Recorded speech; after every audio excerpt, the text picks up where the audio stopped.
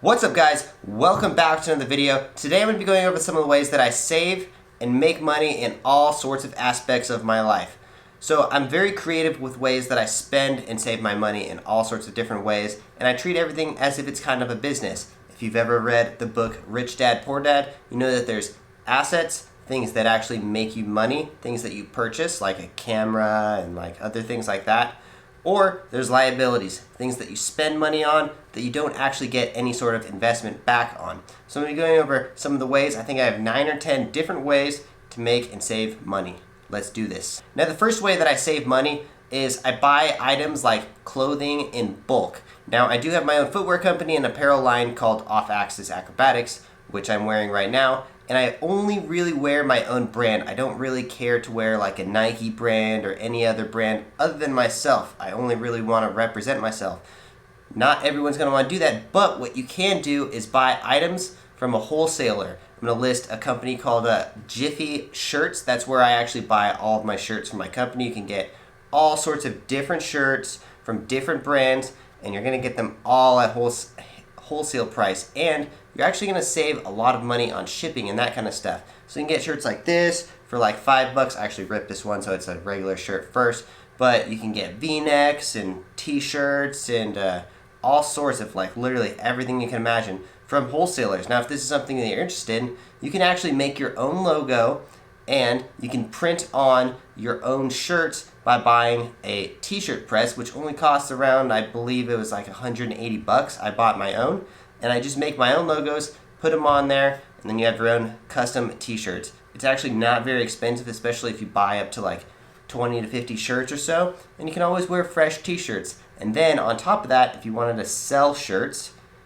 you can make money on top of that. So that's one of the first ways that I like to save and make money, is buying in bulk. When you're thinking about buying in bulk, there's all sorts of things that you can buy. Whenever you're going to go make a purchase or something, instead of just wasting all that money and buying only for yourself, maybe ask some of your friends. Think about, hey, do you guys need any of blah blah blah? Let's say you're buying fireworks, something I recently purchased recently. Instead of just going out and buying fireworks for myself, what I actually did was I saw how many of my friends wanted fireworks. They were about an hour away. You had to drive to them.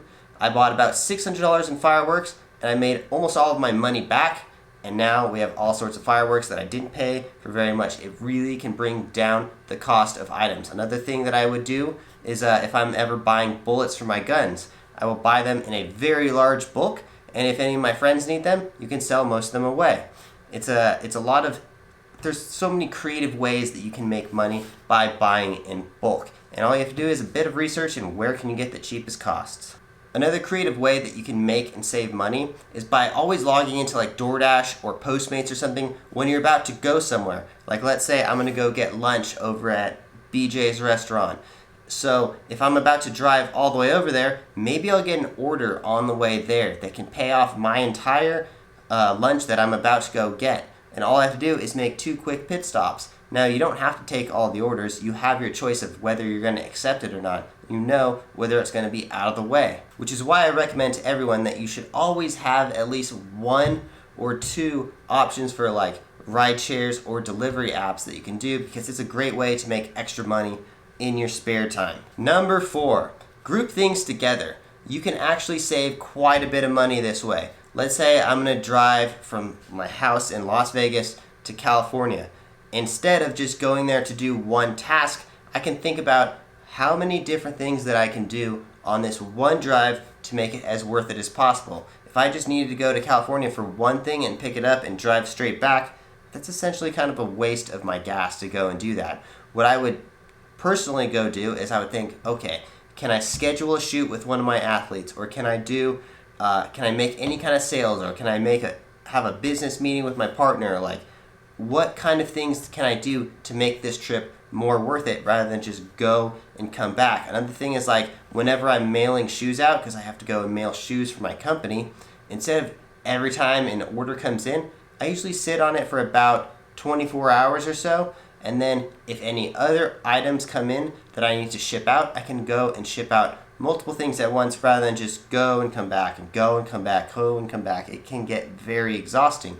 So just try to group things together. Now the rest of these might not be for everyone, but there's some things that I do and maybe they might interest you as well. Like living in a 5-bedroom house. I live in a 5-bedroom house with my brother, my fiance, her friend, my best friend.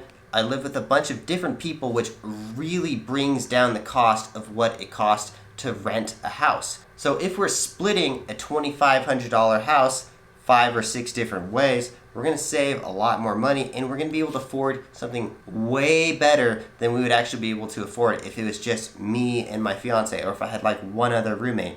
Once you get over 3 bedrooms, the cost really comes down. Now this might not be for everyone, because everyone might not want to go and live with a bunch of different people, but it's one way to actually save quite a bit of money and bring your rent down. The next topic is writing everything off. Now, granted, you're going to have some kind of business or something to where you can actually write things off, but I run 3 businesses technically.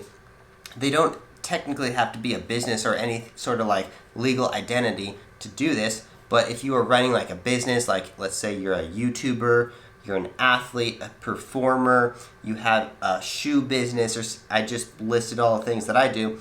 But if you do any sort of things like this and you make 1099 income, you can actually write most of the things off. For example, if you're a performer, you could write off your haircuts. You can write off your car. You can write off your rent or your little office space that you use in your house to make money. These are all sorts of different things, and actually you can write off like a ton of different things. And all you have to do is just do your research and see what kind of things you need to write off, and if they involve any sort of part of your business, you can write them off and save a lot of money during tax time. The next one is research every big item before you buy it. For example, I just bought a massage gun. I have had a massage gun before, but I spent a lot of money and I really did not want to spend too much money on a massage gun. So what did I do? I went on YouTube and I looked up massage gun reviews on all sorts of things. Now you can do this for cameras, which is something I just purchased also. You can do this for cars. You need to become an expert. If you're going to ever make any sort of big purchase, you need to know as much about it as you possibly can. That way, if you're going to negotiate or you're looking for deals, you know what you're looking for and you're not spending excess money on something. I really like to buy things used, like my cameras I buy used, cars, everything. I just try to buy them used because you get something that is almost brand new, but it's been used, and once it's been used a little bit, you can take off at least 25% off the MSRP of that item. Another thing that might not be for everyone is, but I buy things that I can make YouTube videos about. For example, I bought a Tesla. We made a bunch of YouTube videos on that. Those videos now pay me money. I bought a camera. I made camera tutorials on that. You might wonder why there's a bunch of random videos on my channel, but I try to think of different things that I can buy to make money and actually pay themselves off. A lot of things can actually profit significantly if you go and make a nice review on it. If you think about items that are hot, things that are actually just coming out, and you go and make a review on that on your YouTube channel, if you have one. Everyone should start one though, in my personal opinion. But if you go and get a hot item like a brand new iPhone or something and you make a review on it, people are going to watch that and eventually the money is going to start adding up and you can pay off some of that item. Now, just know that if you are starting a YouTube channel, it is a ton of work. So if you don't know how to video edit and that kind of stuff, it's probably not for you. And the last thing that can really add up is buying coffee and getting haircuts. Things like this. You just look around for like the little expenses that you spend all the time on a monthly basis or so.